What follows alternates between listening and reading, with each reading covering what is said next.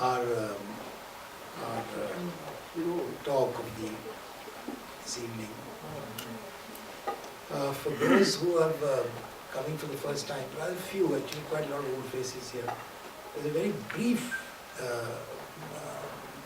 preamble which says that the Architecture and Society series was started as a consequence of some perception amongst a few architects that architecture as a whole was losing touch with society, that architects were actually talking in a private language and people who were normal people were getting a bit removed from the architectural world.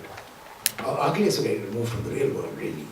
So we started the series and IHC was kind enough to give us this space for a monthly talk.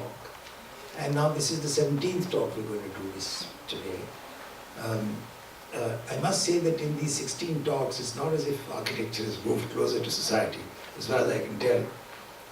But because there are very few architects who come, a few do to these talks. And but the idea is really that it's a short presentation, not a lengthy lecture, which will start some kind of discussion or a conversation amongst the people who are here.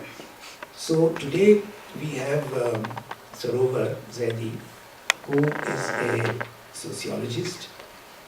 She did philosophy at St. Stephen's College, then she did sociology at the Delhi School of Economics and Phil, and is now pursuing a PhD, I think, at JNU.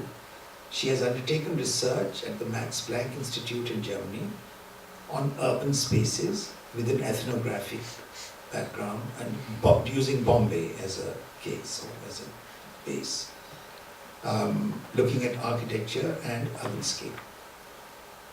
She's also an Intact Fellow now and an India Foundation for the Arts Fellow.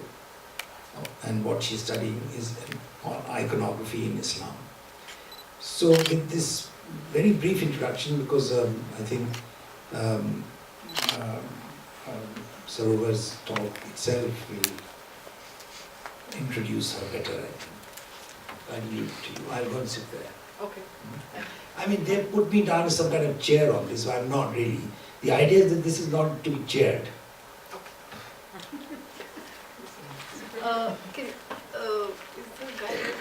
Can you shut off one of the lights because I have pictures to come out. Yes, we get. भैया एक ये light off करना है, कहाँ से करें? Yeah. ये हाँ ठीक. So is this working? Yeah. So this is actually a talk that I have tried to think about Delhi for the first time. I have actually worked mostly on Bombay and in Bombay, and I have looked at religious architecture in Bombay, in the what is called the old city of Bombay, namely Bhindi Bazaar, Dongri, etc. And but I have been I've grown up in Delhi, so I had an interest in Delhi too.